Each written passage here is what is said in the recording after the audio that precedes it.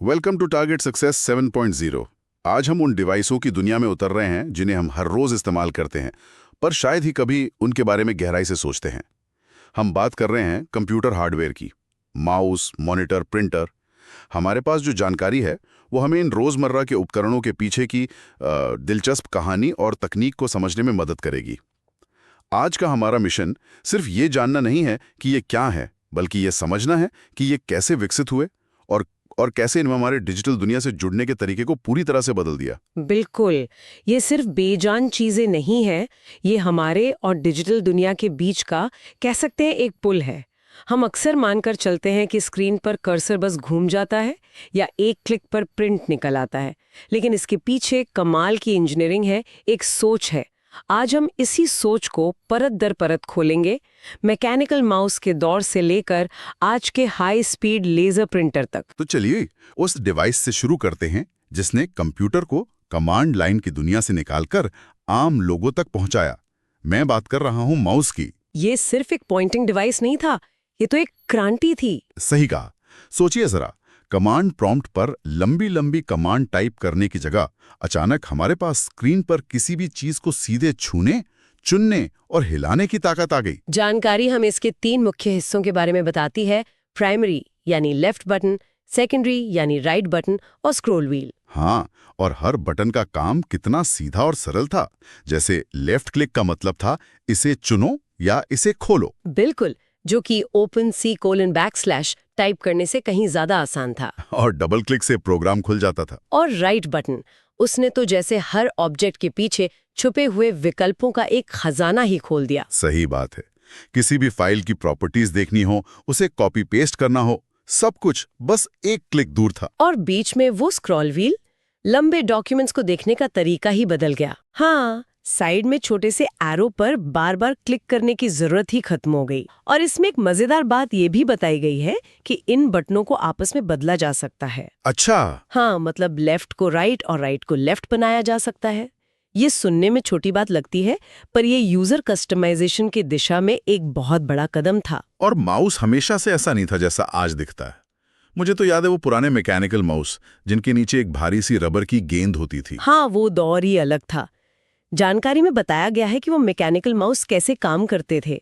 वो गेंद जैसे ही माउस पैड पर घूमती थी, उसके अंदर लगे छोटे छोटे रोलर्स घूमते थे और सेंसर उस मूवमेंट को पकड़कर स्क्रीन पे कर्सर को हिलाते थे। लेकिन उन्हें साफ रखना एक बहुत बड़ा काम था। बहुत बड़ा। धूल और गंदगी अक्सर उन रोलर्स में फंस जाती थी। बिल्कुल। हर थोड़े दिन में उसे खोलकर रुई से साफ करना पड़ता था। उसकी तुलना में ऑप्टिकल माउस तो एक जादू जैसा लगा। अचानक कोई बॉल नहीं, कोई सफाई नहीं, बस एक लाल रोशनी। वही अगला बड़ा कदम था।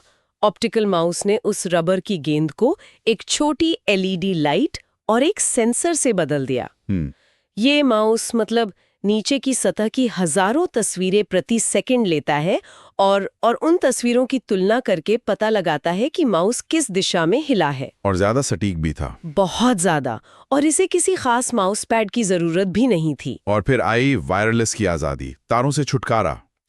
स्रोत में वायरलेस माउस का भी जिक्र है, जो USB डोंगल के जरिए कंप्यूटर से जुड़ता है। हाँ, आज हम इसे बहुत सामान्य मानते हैं, लेकिन अपने डेस्क को तारों के जंजाल से आजाद करना एक बहुत बड़ा सुकून था। तो माउस ने हमें स्क्रीन पर चीजों को कंट्रोल करने का तरीका दिया, लेकिन उस स्क्रीन का क्या जिस पर हम ये सब देखते हैं, मतलब मॉनिटर, उसकी कहानी भी कम दिलचस्प नहीं है। बिल्कुल नहीं। जानकारी के अनुसार इसे VDU यानी वर्चुअल डिस्प्ले डिवाइस भी कहा जाता है। और ये सफर शुरू हुआ था CRT यानी कैथोड रे ट्यूब मॉनिटरों से। वो बड़े भारी बक्से जैसे मॉनिटर जो लगभग आधी टेबल घेर लेते थे।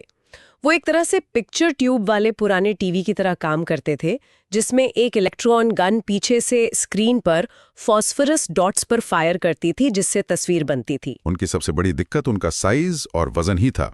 फिर आए LCD यानी लिक्विड क्रिस्टल डिस्प्ले, और अचानक हमारे डेस्क पर जगह बन गई। स्क्रीन पतली और हल्की हो गई। पर यह हुआ कैसे? मतलब तकनीक में क्या बदलाव आया? LCD की तकनीक ही पूरी तरह अलग थी। इसमें कैथोड रे ट्यूब की जगह लिक्विड क्रिस्टल्स की 2 परतों का इस्तेमाल होता है, जिनके पीछे एक बैकलाइट होती है। जब इन क्रिस्टल से बिजली गुजरती है तो वे रोशनी को या तो ब्लॉक करते हैं या गुजरने देते हैं और इसी से स्क्रीन पर पिक्सल बनते हैं। और ये बिजली भी कम इस्तेमाल करते थे? हाँ, सीआरटी के मुकाबले बहुत कम। और फिर एलसीडी से भी बेहतर एलईडी मॉनिटर आ गए। स्रोत बताते हैं कि ये आजकल सबसे आधुनिक हैं, पर इनमें और एलसीडी में असल फर्क क्या है? क्योंकि दिखते तो ये लगभग एक जैसे हैं। ये एक बहुत ही आम कंफ्यूजन है। मजेदार बात यह है कि एक एलईडी मॉनिटर भी एक तरह से एलसीडी मॉनिटर ही है। अच्छा। हाँ, फर्क सिर्फ बैकलाइटिंग टेक्नोलॉजी का है। पुराने एलसीडी में बैकलाइटिंग के लिए CCFL यानी छोटे ट्यूबलाइट जैसे लैंप इस्तेमाल होते थे, जबकि एलईडी मॉनिटरों में छोटे छोटे लाइट एमिटिंग डायोड्स मतलब LEDs का इस्तेमाल होता है। ओके, तो इसी वजह से एलईडी स्क्रीन और भी पतली होती हैं? और पतली होती हैं, उनका कंट्रास्ट बेहतर होता है, रंग ज्यादा निखर कर आते हैं और वो बिजली भी कम खाती हैं। तो हमने इनपुट के लिए माउस और आउटपुट के लिए मॉनिटर की बात की।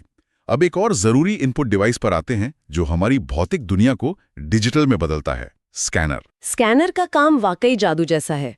किसी कागज पर मौजूद तस्वीर या टेक्स्ट को डिजिटल फॉर्मेट में बदल देना, ताकि हम उसे कंप्यूटर में एडिट कर सकें, सेव कर सकें या ईमेल कर सके। स्रोत के अनुसार ये लेजर किरणों का इस्तेमाल करता है। हाँ, ताकि डॉक्यूमेंट की एक डिजिटल कॉपी बना सके। सबसे आम तो फ्लैट बेड स्कैनर है, जो लगभग फोटोकॉपी मशीन जैसा दिखता है।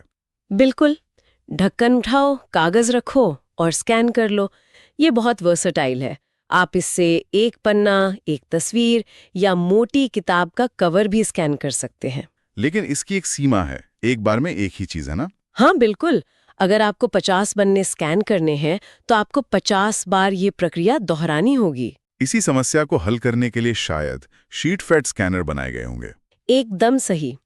शीट फेड स्कैनर में एक ट्रे होती है जिसमें आप कई सारे पन्ने एक साथ रख सकते हैं और वो एक एक करके उन्हें अंदर खींचकर स्कैन करता जाता है। ऑफिस के काम के लिए तो ये बहुत अच्छा है। हाँ, पर जैसा कि स्रोत में बताया गया है, आप इसमें किताब जैसी मोटी चीज स्कैन नहीं कर सकते। जानकारी में कुछ और खास तरह के स्कैनरों का भी जिक्र है, जैसे हैंड हेल्ड स्कैनर। ये तो मुझे जासूसी फिल्मों की याद दिलाते हैं। हाँ, कुछ वैसा ही। ये छोटे और पोर्टेबल होते हैं, जिन्हें आप डॉक्यूमेंट के ऊपर हाथ से फिराते हैं। किसी किताब से एक छोटा पैराग्राफ या कोई बारकोड स्कैन करने के लिए तो ठीक है, पर पूरे पेज के लिए उतने सटीक नहीं होते। एक ड्रम स्कैनर का भी जिक्र है। कहा गया है कि इसका इस्तेमाल प्रिंटिंग और पब्लिशिंग कंपनियां करती हैं। इसमें ऐसा क्या खास है? ड्रम स्कैनर एक बहुत हाई एंड डिवाइस है। इसकी खासियत इसकी अविश्वसनीय रिजोल्यूशन और कलर एक्यूरेसी है।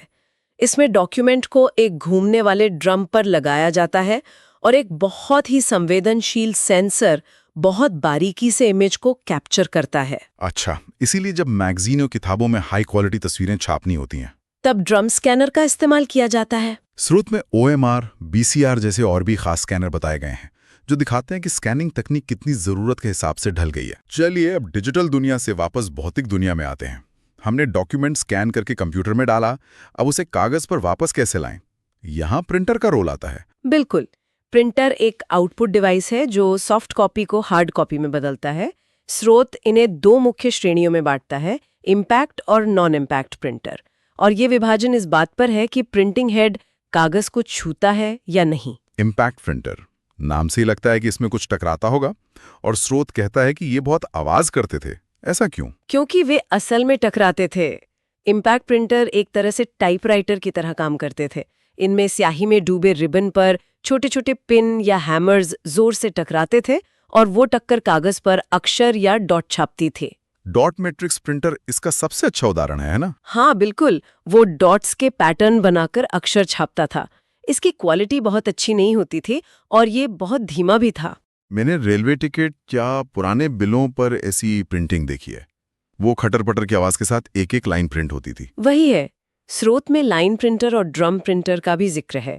ये डॉट मैट्रिक्स से तेज थे, लेकिन काम करने का सिद्धांत वही था, कागज पर टकराकर छापना। मतलब शोर, धीमी गति और खराब क्वालिटी इनकी पहचान थी। हाँ, तो इस शोर और धीमी गति का जवाब थे नॉन इम्पैक्ट प्रिंटर। इनमें इंकजेट और लेजर प्रिंटर सबसे लोकप्रिय हैं। चलिए पहले इंकजेट की बात करते हैं।